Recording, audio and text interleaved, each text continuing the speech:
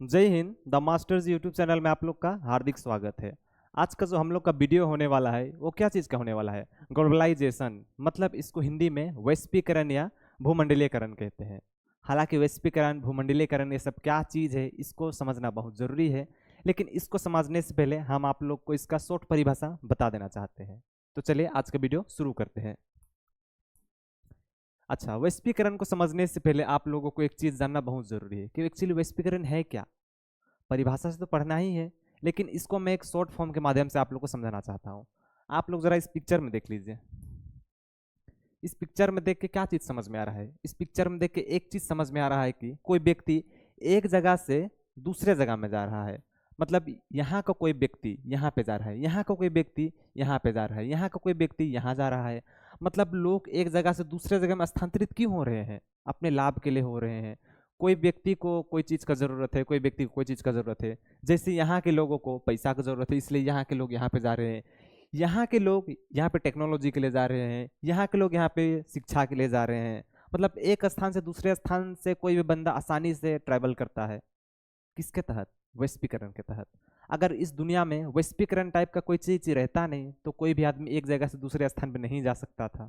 हालांकि वैश्वीकरण के अलावा वीजा पासपोर्ट लगता है एक देश से दूसरा देश में जाने के लिए, ये सब चीज है। तो चलिए, लेकिन आज का क्लास जो है वैश्वीकरण के ही है विशेषकर, तो इसी को देखते हैं। तो चलिए, परिभाषा क्या कहता है उसको देखते हैं एक बार। तो परिभाषा का अर्थ, मतलब कि वैश्वीकरण का अर्थ क्या है? वैश्वीकरण का अर्थ विभिन्न देश, समाज और अर्थव्यवस्थाओं का आपस में जुड़ना और परस्पर निर्भरता बढ़ना, या स्थानीय या क्षेत्रीय चीजों, विचारों, वस्तुओं, सेवाओं, पूंजी, संस्कृति और ज्ञान का विश्व स्तर पर विस्तार और की प्रक्रिया है।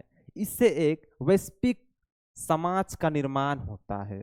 मतलब एक जगह से जब कोई आदमी दूसरा जगह में जाता है और अपना चीजों का लेन देन करता है, इससे क्या वैश्विक समाज का निर्माण होता है। आज के डेट में अगर वैश्वीकरण जैसा कोई संस्था नहीं रहेगा तो बहुत ज़्यादा दिक्कत हो जाएगा, क्योंकि हर एक देश के पास सभी सुविधाएं मौजूद नहीं रहता है। जैसे अपना ही भारत को देख लीजिए। अपना ही भारत में सब कुछ है, नदी है, नाला है, पर्वत है, पठार है, सब कुछ है हमारे पास में, समुंदर है, सब कुछ है। लेकिन भारत एक चीज़ में मार खाता है, वह चीज़ क्या है? कच्चा तेल। हम लोग के पास में इतना भी कच्चा तेल नहीं है कि हम लोग अपना खुद कर सकते हैं सब चीज़। तो इसीलिए भारत को कच्चा तेल के लिए दूसरे देश के ऊपर में निर्भरता रहना पड़ता है। उसके बाद में सेवा क्षेत्र में देख लीजिए, सर्विस सेक्टर में तो टेक्नोलॉजी हम लोग के पास में अच्छा खासा नहीं है। जैसे गूगल सर्विस देख लीजिए, दूसरे देश से हम लोग लेते हैं। वैसे ही अगर बात करें डिफेंस बजट में, तो सेनाओं के लिए जो मिसाइल रहता है वह सब चीज़ भी हमारे पास में उतना मौजूद नहीं रहता है। इसी कारण हम लोग बाहर बाहर के देशों से मिसाइल खरीदते हैं, उसके बाद में ड्रोन खरीदते हैं। क्यों? वैश्वीकरण के तहत। अगर वैश्वीकरण जैसा कोई संस्था नहीं होता तो भारत ये सब चीज़ को कहाँ से लेने जाता? हालांकि भारत आत्मनिर्भर एक दिन बनेगा, पूर्ण रूप से विश्वास है हमें, और बनना भी चाहिए। और जब भारत पूर्ण रूप से आत्मनिर्भर बन जाएगा तो हमें बाहर से लेने का कोई आवश्यकता नहीं पड़ेगा। इतना समझ में आ गया वैश्वीकरण क्यों जरूरी है? तो समझ में आ गया होगा, आई होप आप लोग को। तो वैश्वीकरण का और कुछ प्रमुख बातें हैं। चलिए, ये प्रमुख बात क्या कहता है इसको देख लेते हैं एक बार। अच्छा, सबसे पहला प्रमुख बात क्या है? या आर्थिक, समाज, संस्कृति, तकनीकी और राजनीति ताकतों का संयोग है। मतलब इन सब चीज का क्या है? ये संयोग है।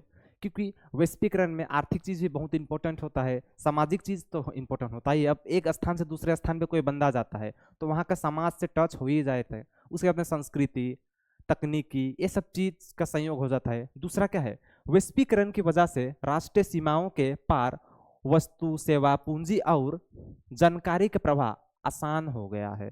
जैसे अभी हमारे पास में देख लीजिए, आप लोग अभी पढ़ रहे यूट्यूब पर, तो ये चीज़ भी तो वैश्वीकरण का ही देन है। अगर यूट्यूब नहीं रहता तो मेरा वीडियो आप लोग तक नहीं पहुंचता। इसके बाद में सेवा वगैरह, वस्तु देख लीजिए, एक स्थान से कोई वस्तु को दूसरा स्थान पर लाया जाता है, तो ये सब चीज़ है। तो वैश्वीकरण के तहत ये सब चीज़ बहुत आसान हो गया है। तीसरा बात करें, यह प्रक्रिया प्रौद्योगिकरण, संचार और परिवहन के विकास के कारण संभव हो पाया है। सही बात है। अगर परिवहन नहीं होता तो एक जगह से दूसरा स्थान पे कोई भी चीज़ कैसे आता? जैसे आप लोग अभी यूट्यूब में क्लास देख रहे हैं, ये भी तो एक परिवहन के माध्यम से ही देख रहे हैं। अगर गूगल नहीं रहता तो आप लोग को मैं किस प्रकार से पढ़ा सकता अभी? तो जो हम लोग का गूगल है, ये एक परिवहन का माध्यम ही तो हो गया। इसके बाद में वैश्वीकरण से पूरी दुनिया एक वैश्विक गांव की तरह महसूस होने लगी है। जहां देश, समाज और अर्थव्यवस्थाएं आपस में अधिक सहयोग और संवेदन करती है। ये सब चीज समझ में आ गया। तो चलिए देखते हैं कि वैश्वीकरण के क्या विशेषताएं हैं। ये तो वैश्वीकरण का कुछ प्रमुख बात हो गया। उम्मीद करता हूँ आप लोग को समझ में आ गया होगा। चलिए थोड़ा नेक्स्ट देखते हैं। यहाँ पे दिया गया है कि वैश्वीकरण की अच्छा इसको छोड़ दीजिए। हाँ, वैश्वीकरण की प्रमुख विशेषताएं ना। अब कोई चीज है तो इसका प्रमुख विशेषता तो जरूर होगा। तो वैश्वीकरण का प्रमुख विशेषता क्या है? सबसे पहले क्या? अंतर्राष्ट्रीय व्यापार। अगर वैश्वीकरण जैसा कोई संस्था नहीं रहता तो क्या अंतर्राष्ट्रीय व्यापार होता? कभी नहीं होता। एक देश में ही सामान बनता, वहीं पे सब कुछ होता। जैसे वर्तमान में नॉर्थ कोरिया को देख लीजिए। हालांकि नॉर्थ कोरिया भी अंतर्राष्ट्रीय व्यापार करता है, लेकिन वहाँ के लोग बाहर की दुनिया से बहुत ज़्यादा अनजान रहते हैं। अगर वैश्वीकरण नहीं होता तो अंतर्राष्ट्रीय व्यापार तो होता ही नहीं, क्योंकि लोगों को पता ही नहीं रहता कोई चीज़ कहाँ का है। अब आप ही लोग को पता है, मुझको पता है कि कच्चा तेल सबसे ज़्यादा कहाँ पे मिलता है, और वहाँ से भारत सरकार खरीदता भी है। तो ये सब चीज़ क्यों संभव हो पाता है? वैश्वीकरण के माध्यम से। अगर वैश्वीकरण रहता ही नहीं तो हम लोग बाहर के देश से किस प्रकार से डील करते, व्यापार करते? तो अच्छा चीज़ है वैश्वीकरण होना। यहाँ पे क्या दिया गया है? देश के बीच वस्त्र, सेवाओं, पूंजी, निवेश का विनिमय बढ़ना, मतलब ये सब चीज का बढ़ जाना। दूसरा क्या है? सूचना और संचार प्रौद्योगिकी का विकास। इंटरनेट, मोबाइल, डिजिटल संचार के प्रसार से दुनिया एक दूसरे के आपस से निकट होते जा रही है। सही बात है। अगर इस दुनिया में इंटरनेट नहीं रहता, मोबाइल नहीं रहता, तो दुनिया में एक दूसरे से लोग कनेक्ट नहीं हो सकते। तो ये जो कनेक्ट हो रहे हैं लोग एक दूसरे से, ये भी तो वैश्वीकरण का ही देन है। और इस पृथ्वी में सारे लोग को एक दूसरे से कनेक्ट होना ही चाहिए, क्योंकि सब कोई तो इंसान है ना। तीसरा क्या है यहाँ पे? संस्कृति आदान प्रदान। सही चीज है, क्योंकि वैश्वीकरण के तहत एक दूसरे का जो संस्कृति रहता है उसका संस्कृति हम लोग अपनाते हैं, हमारा संस्कृति कोई दूसरा अपनाता है। जैसे हमारा भारत में देख लीजिए, जब 1800 के लगभग में देख लीजिए, 1800-1900 के टाइम पे हमारे देश में कौन आक्रमण किए थे? अंग्रेज आक्रमण किए थे। तो वे लोग अपना भारत में आए। अब भारत में अपना संस्कृति को कुछ इस प्रकार से बिछा गए हैं कि जब वे भारत छोड़ के चले गए, उसके बाद भी हम लोग अंग्रेजी पोशाक धारण करते हैं, जीन्स पैंट पहनते थे। हालांकि भारत में सब चीज़ पहले थोड़ी पहनते थे, धोती ये सब पहनते थे। अभी हम भी आप लोग को धोती वस्त्र ये इस टाइप का करके पढ़ाते। आप लोग भी धोती पहन के पढ़ते, और जो लड़कियों का है साड़ी वगैरह पहनता, अच्छा लगता। लेकिन वैश्वीकरण का ही यह नतीजा है कि हम लोग अभी पैंट शर्ट में उतर गए। बात समझ में आएगा? मतलब एक दूसरे का संस्कृति आदान प्रदान हो जाना। अब बस ये वेशभूषण तो नहीं, इसके साथ साथ भाषाएं हैं। हमारा भारत में जो संस्कृत बात वगैरह बोला जाता था, हिंदी बोला जाता था, उसके स्थान पे अंग्रेजी बात करते हैं। तो ये सब जो है ये वैश्वीकरण का ही नतीजा है। ठीक है, यहाँ पे क्या दिया गया है? विभिन्न देश की संस्कृति, भाषा, खान पान, जीवन शैली आदि का एक दूसरे के साथ में समावेश होना। उन लोगों का संस्कृति को हम लोग लेते हैं और हमारा संस्कृति कोई दूसरा अपनाते हैं। हालांकि अपना संस्कृति में क्या, हम लोग का कोई क्या चीज़ को अपनाएगा? कामचोर, कोढ़ी, यही चीज़ तो है। अपना ही भाई में है मेरा ना, इतना कामचोर है कि उन लोगों को कहो ही क्या। अब कहे भी क्या, उन लोग आदत हो गया उन लोगों को। दूसरा क्या चीज़ है?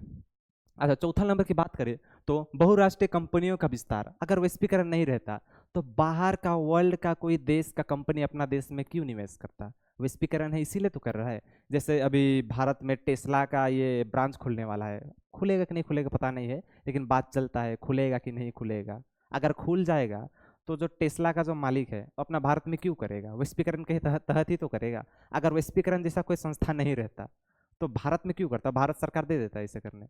टेस्ला आएगा, अच्छा चीज़ है, भारत का जीडीपी बढ़ेगा, भारत के लोग को रोजगार मिलेगा। तो यहाँ पे क्या लिखा गया है? विश्व के अलग अलग हिस्सों में कंपनियों का कारोबार और निवेश होना, इससे अच्छा चीज़ है, अपना भारत का जीडीपी वगैरह ठीक ठाक होगा। पांचवा नंबर की बात करें तो वैश्विक वित्तीय बाजार, एक बहुत बड़ा मार्केट का निर्माण होता है, जहाँ पे क्या होता है? पूंजी, मुद्रा, शेयर बाजार आदि का अंतर्राष्ट्रीय स्तर पर लेन देन होता है, जिससे देश दुनिया का जो ग्रोथ है बहुत ही तेजी के साथ होता है। अभी आप लोग देख रहे हैं इतना स्पीड से हमारा जो दुनिया है ग्रोथ कर रहा है। क्यों? वैश्वीकरण जैसा कोई संस्था है तभी तो हो रहा है। हालांकि वैश्वीकरण से बस लाभ नहीं है, इसका कुछ हानि भी है। हानि को बाद में देखेंगे, पहले इसका विशेषता तो देख लेते हैं। छठवां नंबर क्या चीज़ है? आर्थिक विकास का के अवसर, रोजगार, व्यापार, तकनीकी नवाचार और शिक्षा के नए अवसर बन गए हैं। मतलब आर्थिक विकास में ग्रोथ हो रहा है, अच्छा चीज़ है। अगर वैश्वीकरण रहेगा तो आने वाले दिन में आर्थिक चीज में ग्रोथ होगा ही होगा, क्योंकि एक दूसरे से अटैच हो जाते हैं। जैसे जापान का गवर्नमेंट भारत को मदद करता है, अभी बुलेट ट्रेन आप लोग भी सुना ही होगा भारत में चलेगा। क्यों ये सब पॉसिबल हो रहा है? जापान गवर्नमेंट भारत को मदद कर रहा है, और सुनने में आया 2 बुलेट ट्रेन फ्री में भी दे रहा है। क्यों ऐसा हो रहा है? क्योंकि वैश्वीकरण का दौर है, और होना ही चाहिए, अपना ही भारत का ग्रोथ होगा इससे। उसके बाद में 7वां नंबर क्या है? परिवहन और यातायात क्रांति। तेज यात्रा और माल सेवा का तेजी से आदान प्रदान हो रहा है वैश्वीकरण के तहत। अगर 8वां नंबर की बात करें तो नीति निर्माण और अंतर्राष्ट्रीय संगठन, संयुक्त राष्ट्रीय, WTO, IMF जैसे संस्थाओं का भूमिका बढ़ना। मतलब वैश्वीकरण जब से आया है उस टाइम से कुछ वर्ल्ड में इस प्रकार का संस्थाएं बना है जो इस दुनिया के देश को ग्रोथ करने के लिए मदद करता है। जैसे सबसे पहले क्या है? संयुक्त संगठन, मतलब UNO, यूनाइटेड नेशन ऑर्गेनाइजेशन। तो ये जो UNO है, इससे ये देश को क्या करता है? मदद करता है। जब भी कोई देश को दिक्कत होता है तो UNO से वो मदद लेता है। दूसरा क्या है? WTO से अब इस दुनिया में अभी बहुत सारे देश जो है वो इंटरनेशनल व्यापार करते हैं। अब इंटरनेशनल व्यापार करते हैं, लेकिन जब भी उन लोगों को ट्रेड में कोई दिक्कत हो जाएगा तो कहने किसको जाएगा? WTO को कहेगा कि अपना इस टाइप का व्यापार हो रहा था उसमें दिक्कत हो गया, तो WTO कुछ उसके लिए सोच देगा। उसके बाद में क्या है? इंटरनेशनल मनी फंड, मतलब IMF। इस दुनिया में बहुत सारे ऐसे देश है जो गरीब हो जाते हैं, उसके अंदर पैसा खत्म हो जाता है, तो बाद में पैसा कहाँ से लाएगा? पैसा छापेगा थोड़ी। अगर पैसा छाप के गरीबी दूर करना चाहेगा तो इस दुनिया में एक देश है वेनेजुएला, उसके तरह हो जाएगा। तो इसीलिए वो देश क्या करते हैं? लोन लेते हैं। भीख नहीं, लोन। हम भीख बोलने वाला था, भीख नहीं लेते, लोन लेते हैं। तो जिससे उस देश का ठीक ठाक से ग्रोथ होता है। हालांकि IMF से लोन लेना अच्छी बात नहीं है, भारत इस सब चीज़ में नहीं पड़ता है, क्योंकि लोन लेना अच्छा चीज़ नहीं है। आप लोग ही अपना घर में कभी लोन लेते हैं तो 500 1500 इतना लोन चुकाने में बड़ा दिक्कत हो जाता है, तो बड़ा बड़ा लोन तो छोड़ ही दीजिए। तो इन सब जो संस्था ये लोग का बहुत ज़्यादा अभी भागीदारी हो रहा है। इसके बाद में सबसे लास्ट बात करें, सामाजिक और पारिस्थितिक पहलू का विस्तार। यहाँ पे देखिए, वैश्विक समस्याएं जैसे पर्यावरण, रोग, आतंकवाद पर साझा समाधान की कोशिश। मतलब वैश्वीकरण के आ जाने से इन सब चीज को थोड़ा मोड़ा रोका भी जा रहा है। जैसे अभी वर्ल्ड में सबसे बड़ा घातक चीज क्या है? आतंकवाद। क्या चीज है? आतंकवाद। अगर इस दुनिया में आतंकवाद जैसा कोई चीज रहेगा तो कभी भी दुनिया ग्रोथ नहीं कर सकेगा। इसीलिए आतंकवाद को कम करने के लिए वैश्वीकरण का मदद लिया जाना चाहिए। आप लोग का क्या राय है? लिया ही जाना चाहिए, क्योंकि आतंकवाद एक ऐसा चीज है जो कभी नहीं रुकेगा। आतंकवादियों के भीतर में इस प्रकार से नफरत भरा रहता है कि वो बस विनाश करने को देखता है। दूसरा क्या? रोग। जैसे कल परसों बहुत अच्छा आप लोग परिचित होंगे, क्या? कोविड-19 जीना हराम कर दिया था ना, लॉकडाउन लॉकडाउन लॉकडाउन। तो जब कोविड-19 आया उस टाइम पे वर्ल्ड में बहुत ज़्यादा क्या दिक्कत था कि इसका वैक्सीन कब बनेगा। लेकिन बहुत ज़्यादा देशों ने, बहुत ज़्यादा देश नहीं गया, बहुत देशों ने अपना क्या बनाया? वैक्सीन बनाया, और उन देशों ने वैक्सीन को दूसरे देशों को दिया। क्यों दिया? क्योंकि वैश्वीकरण का सदस्य है। अपना भारत भी लिया, हालांकि सुनने में आया इटली शायद तो ही बनाया होगा सबसे पहले, कोविडशील्ड बनाया, भारत ने कोवैक्सीन बनाया। तो वैक्सीन का लेन देन हुआ महामारी को रोकने के लिए। उसके बाद में पर्यावरण समस्याएं। ये जो पर्यावरण है क्या बस भारत का है? जो पर्यावरण जो वर्ल्ड है बस भारत का है? बस भारत का ही नहीं है, पूरा दुनिया का ये पृथ्वी है। तो जब भी इस पृथ्वी पर कोई दिक्कत आएगा, क्या खाली भारत को आगे आना चाहिए? बिल्कुल नहीं आना चाहिए, पूरा वर्ल्ड को साथ में आगे आना चाहिए। क्योंकि जब कभी इस दुनिया का अंत होगा, क्या बस भारत का अंत होगा?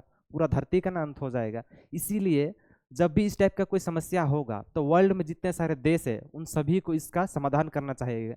हालांकि इसका वर्ल्ड में कभी कभी बैठक होता है, और बैठक होना भी चाहिए। अगर इस प्रकार से बैठक नहीं होगा तो वर्ल्ड में कभी भूचाल आएगा, कुछ दिक्कत आएगा, तो इससे पूरा देश का नुकसान होगा।